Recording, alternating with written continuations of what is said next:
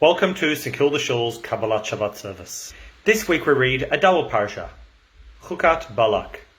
And in the parsha of Balak, the second parsha, we read about the king of Balak Melech Moab, the king of Moab, who hires the sorcerer Bilam to curse the Jewish people. Bilam goes on his way, he jumps on his donkey, and God really tries to stop Bilam from cursing the people. So he sends an angel to stand in the way of the donkey, so the donkey wouldn't go any further. And of course we know the story, only the donkey could see the angel, but not Bilam. And therefore Bilam starts hitting the donkey, hurry up, move along. But the donkey is squashing Bilam into the side, into the wall, stopping him going. And suddenly, a miracle occurs, and the donkey starts talking. And he says, "Why are you hitting me 3 times? Why did you hit me?" And Bilam answers, "It's because you mocked me. If there was a sword in my hand, I would kill you straight away." And the donkey says, "But am I not your faithful donkey that you've ridden all your life? Have I not always helped you along?" Bilam does realize the donkey's right. But there's a huge question in this whole story. Putting aside the miracle of the talking donkey, how is it possible that the great prophet Bilam not only hears his donkey speak, but also threatens it with death? Doesn't he realize that there's this strange supernatural event occurring right in front of him? Secondly, why would he even kill his donkey? If he killed it, he'd be stuck. He couldn't go on his journey. Bilam was experiencing the event of a lifetime. He had an angel directly in his path, and his donkey was actually talking to him. But he didn't notice. He had his eyes focused on one thing, on cursing the Jews and collecting a handsome sum. Miracles were occurring all around him, but because of his anger at the donkey, he lost all rational control. The message is that sometimes events occur to us as well that should jar us into rethinking our current situation, but our minds are set. Even a talking donkey could not get us to stop and think. The world around us is full of miraculous events. Every day we have nice things happening in our lives, a nice family, a nice house, nice friends. But sometimes we forget to stop and listen and appreciate all those wonderful things that are happening around us. We've just been through a period of restrictions. Unfortunately, in Victoria, some of them are coming back again. But during this time, many of us have realized and appreciated what we've had. We've spent time with our families. We've realized how important our friends are and our family is. And it was really a time to jar us into thinking. Maybe it's not a miraculous event, but it is a supernatural event, something that should really make us think about what we appreciate and love in our life. Wishing you all a Shabbat Shalom. It's now my pleasure to hand over to Chazan Brekei to lead us in Kabbalat Shabbat. Shalom everybody, welcome. Thank you very much, Rabbi Hillel, for your words of inspiration as always. Tonight we're going to be doing an abridged Kabbalat Shabbat service. We'll do some of the Psalms together, some of the readings together, and we will end with L'Charudi, because that's when officially after that Shabbat comes in, and obviously we can't use electronics anymore. So I'm going to be davening tonight from the Art Scroll Siddur, and I'm starting off on page 308 with Psalm 95, the Psalm in which we welcome the Shabbat, the Chun Ranana. L'Chun Ranana l'Adonai Nari Aletzur Yeshayenu Arba'im Shana Kudbedor V'omar Yam Etoy Leivovheim Re'eim Lo'idon Rachai Asher Nishvati Ve'yapi Im Yevehun Menuchati Shiru l'Adonai shir chadash, shiru l'Adonai kol haaretz. Page 310. ישמחו השמיים ותגל הארץ, ירעם הים ומלואו, יעלו שרי וכל אשר בו, אז ירנן כל הצייר. לפני אדוני כיוון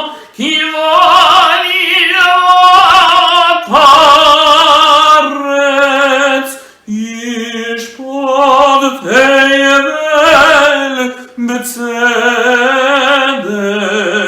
ועמים מאמונתו.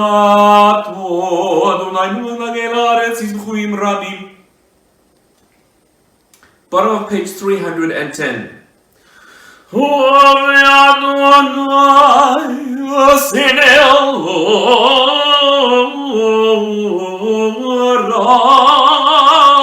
שומר נפשת חסידיו מיד רשעים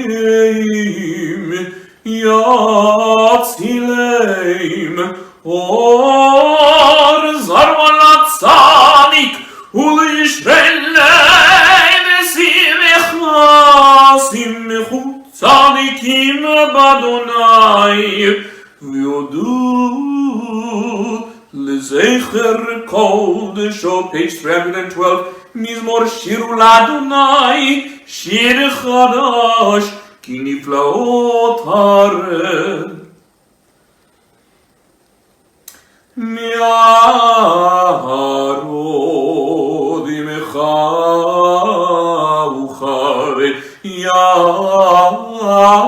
וחרד יחד ערים ירננו לפני אדוני כי בא לשפוט הארץ, ישפוט תבל וצדק ועמים במישרים.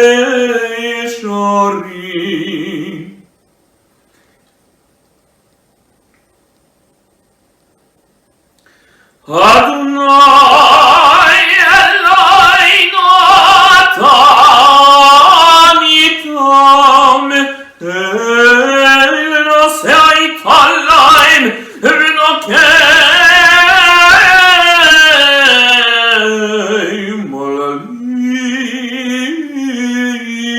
עלילותם. רוממו אדוני אלוהינו השתחוו ליאור קודשו יקדוש אדוני אלוהינו. מזמור לדוד. page 214. middle of the page. כל אדוני חולל הידות ויחשוף ידו ויכלו כולו מרכבות. אדוני למד וישב וישב אדוני מלך לעולם. אדוני כל ימו ייתן, אדוני יברך את עמו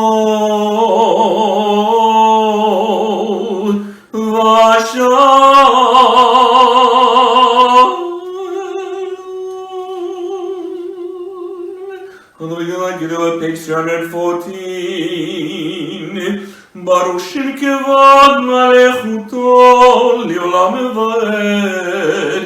page 316. Let's sing together.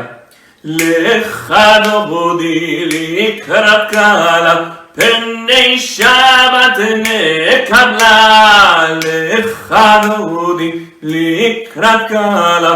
פני שבת נקבלה, שמור וזכור ודיבורך נשמיענו. אין למיוחד אדוני אחד, או שמו אחד לשם ותפארת ולתהילה. לך דודי לקראת קלה, פני שבת נקבלה. לקראת שבת לכו ונלחקים מקור הברכה מראש מכרם נסוכה. סוף מעשה ומחשבה תחילה.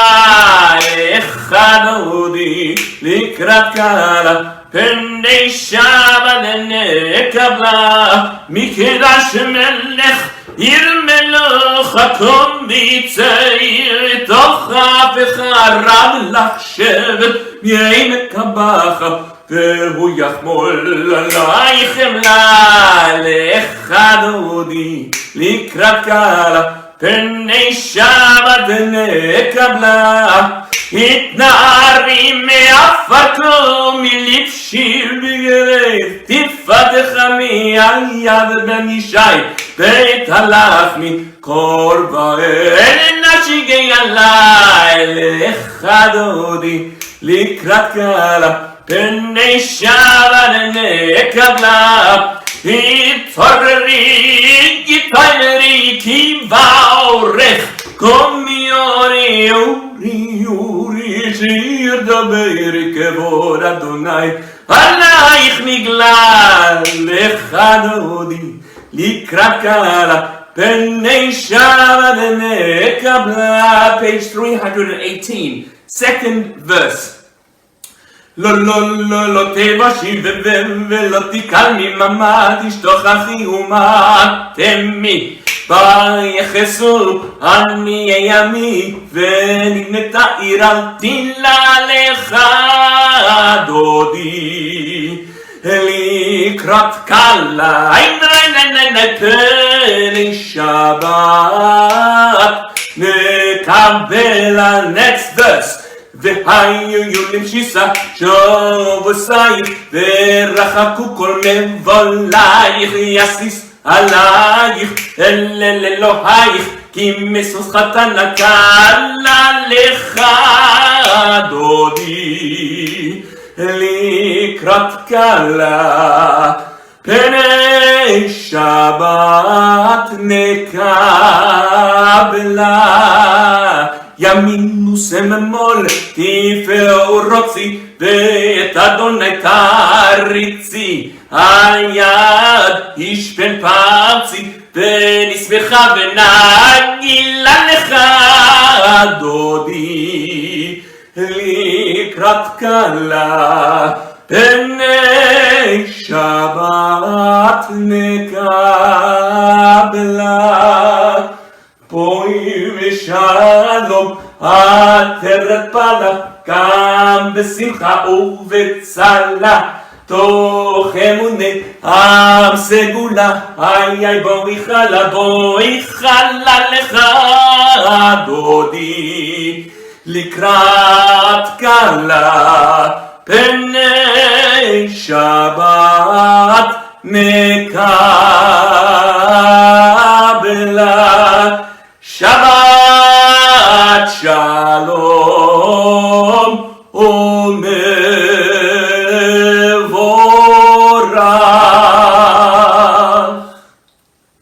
Have a great Shabbat, everybody. Thank you so much, Rabbi Hillel Nagel and Chazan Brett Kay, for your beautiful words and your uplifting melodies, as always. Friends, I don't need the St Kilda Shul banner behind me today, because you can see that we're already broadcasting from our beautiful, beautiful St Kilda Shul. And I wanted to take this opportunity to share an idea with you, and one that I think speaks not only to one of the contemporary issues that is in the news at the moment, but one which carries a life lesson, and certainly one which we can draw from this week's Torah portion. I just read in the newspapers that Jeffrey Rush, an actor who won a $3 million defamation suit against one of the newspaper tabloids, had that particular award upheld by the appeals court just recently. And it reminded me of the importance of being judicious and thinking about the words that come out of our mouth. Defamation, of course, is one area of law, but it also comes back beyond the law to the question of morals and ethics in terms of how we speak. Certainly, on a personal note, ever since entering sort of public life within the Jewish community, I'm ever mindful of the importance of choosing our words carefully so that they don't hurt other people, and to be mindful of the impact that they have on other people's lives. We try our best. Sometimes we make mistakes. I've certainly made my fair share, and I believe others may have as well. But it's always important to try and regulate ourselves and to condition ourselves to choosing our words so carefully and knowing how much they can uplift other people and how much they can tear people down. So Jeffrey Rush is one example, but I want to give you an example that occurred many, many years before that, going back to biblical times in the Torah portion this week. It's a double portion, Chukat Balak. Balak, of course, was a king from the country of Moab, and he commissioned a prophet, an evil prophet named Bilam, to curse out the Jewish people. And on 3 successive occasions, when Bilam tried to curse the Jewish people out, he failed, and God put into his words, instead of words of cursing, words of blessing. And one of the deductions that we can make from the Torah portion is that Bilam made the wrong decision to attempt to curse, to hurt the Jewish people with his words. And of course, God intervened and transformed those words of curses into words of blessings.